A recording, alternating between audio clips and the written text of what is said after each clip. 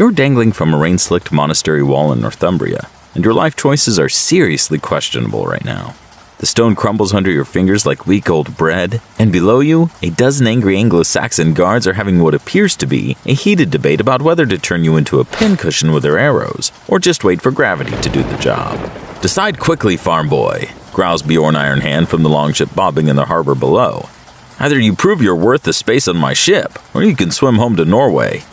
Your former life of peacefully herding sheep seems really appealing right now, at least until you remember how they ate your best tunic when you weren't looking. The crew's betting mead rations on your survival chances, which is just great for morale. He's about as useful as a chocolate axe head, someone shouts from the ship. You'd be offended if you weren't so busy trying not to die. Your village elder's words echo in your head, how the gods had chosen you for the raiding party.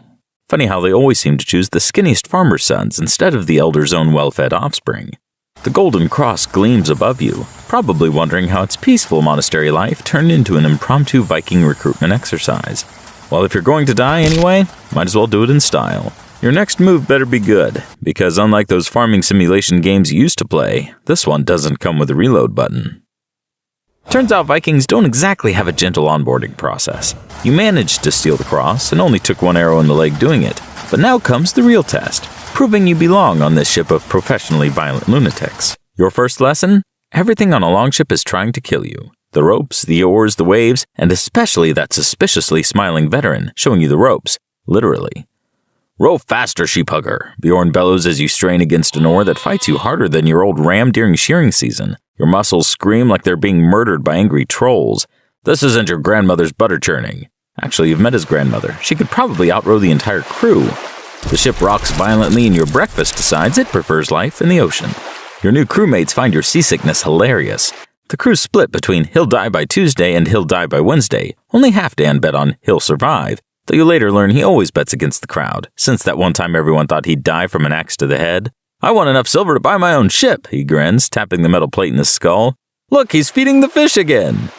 They've got a betting pool on how many times you'll throw up before reaching Denmark.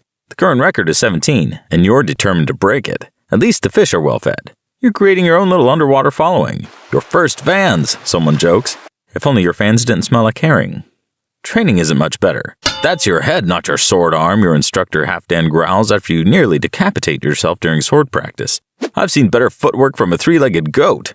The bruises are forming constellations on your body. You could probably navigate by them at this point. Old Helga, the crew's healer, has two solutions for everything. Either rub it with fermented fish paste, or wait till it falls off. You're never quite sure if she means the bandage or the limb. Still, better than farming though. At least here, when something tries to kill you, it's honest about it. The surprising part, you're actually getting better. Your sword doesn't feel like a lead weight anymore, and you've finally figured out which end of the axe is the dangerous one. Progress!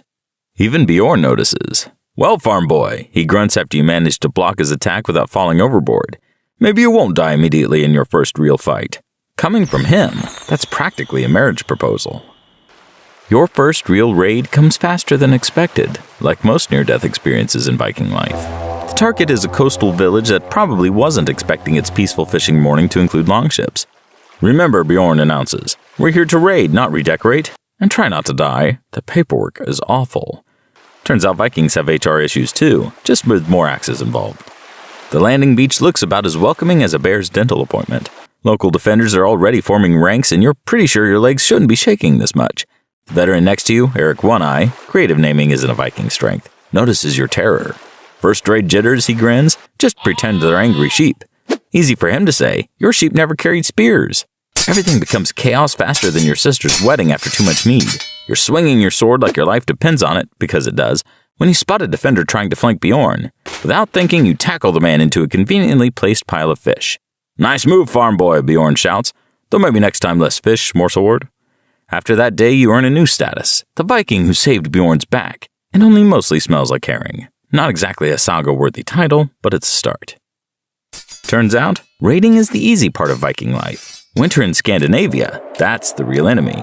The cold bites harder than a hangry wolf, and your beard has more icicles than hair. Eric demonstrates proper Viking winterization by coating his beard in seal fat. Keeps the icicles out, he proudly declares, right before a seagull mistakes his beard for lunch and dive bombs his face. And apparently attracts birds, he adds, spitting out feathers. Stop complaining, he continues. watching you chip frozen seawater off the ship's side while trying to maintain his dignity. This is nothing. Last winter was so cold we had to thaw our words over the fire before anyone could hear them. The crew's solution to everything is either mead or those horrifically fermented fish that smell like death took a vacation in a barrel. Eat up, Half-Dan grins, offering you something that might have been a fish in its past life. Builds character. You're pretty sure it's building something, but character isn't your first guess. Between the mysterious healing potions and old Helga's walk-it-off approach to medicine, you're starting to think Viking healthcare consists entirely of not dying until your body figures out what to do. Your first command comes during a raid that's going about as well as a blind giant in a pottery shop.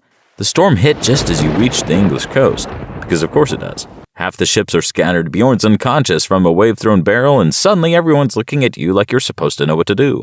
Well, farm boy, Eric shouts over the wind. You've been watching Bjorn, what's the play? Great. Your first leadership opportunity, and it's during what feels like Ragnarok's wet dress rehearsal. You'd really prefer to start with something easier, like organizing mead hall seating arrangements. Time for some creative problem solving. You order the ships to use the storm's fury instead of fighting it, riding the massive waves into the harbor like nature's own battering ram. Either we'll make a spectacular entrance, you yell, or we'll give the fish something to tell their children stories about. The crew's laughter is half terror, half approval, the perfect Viking emotional blend. The storm delivers you over the harbor's defensive chains, and suddenly you're not just the farm boy anymore, you're the madman who turned certain death into victory. In Viking terms, that's the best kind of promotion. 20 years pass like a hangover after a successful raid, quickly, painfully, and with lots of interesting scars to show for it. You've earned your own ship, a crew that mostly follows orders, and a reputation that doesn't involve the word farm boy anymore. They call you Storm Rider now, though Eric still jokes it should be Fish Tackler after that first raid. You're leading your own raid when you spot a familiar sight, a young recruit dangling from a wall, looking about as confident as a chicken in a fox den. The crew's betting on whether he'll fall, and suddenly you're remembering your own first raid. Give him a chance, you tell the veterans. Some of them grumble. You distinctly hear, going soft, and probably another sheep hugger. The kid makes it, though his landing looks like a drunk goose trying to ice skate. Welcome to the Viking life, you say, helping him up. First lesson? The ground is harder than it looks. The crew laughs, but you notice them shifting subtly closer, protective. They might act tough, but Vikings take care of their own, even the clumsy ones who smell suspiciously like sheep. That's when you spot the glint of arrowheads in the morning sun. The monastery wasn't as undefended as your scouts reported. You shove the recruit aside just as the first volley hits. The arrow that finds your chest would probably hurt more if you weren't so annoyed at the irony. 20 years of surviving everything the world threw at you, only to be done in by an act of kindness. Odin has a twisted sense of humor. Your last moments are exactly what you'd expect from a Viking life. Chaotic, painful, and somehow still funny. The recruit you saved is trying to help, though his idea of first aid looks more like panicked chicken dancing. Stop fussing, you tell him. I've had worse. You haven't actually, but dying men get to lie a little. The sky darkens. Either Thor is throwing a farewell party, or that head wound is worse than you thought. Through the haze of pain, you see them, the Valkyries gliding down from the storm clouds on horses made of lightning and mist. They're somehow both beautiful and terrifying, just like the Viking life you chose. You think about your journey from terrified farmer to Viking commander. All those near deaths and actual deaths, the raids, the storms, the absolutely terrible fermented fish. You know what really sucks about living as a Viking? You mutter to no one in particular. The dying part is actually the easiest bit. The last thing you see is the young recruit picking up your sword, holding it like he's afraid it might bite, just like you did once upon a time. The Valkyries approach, their weapons gleaming with otherworldly light. Time for your final raid. This one to Odin's Great Hall. Not bad for a farm boy who once thought the scariest thing in life was angry sheep.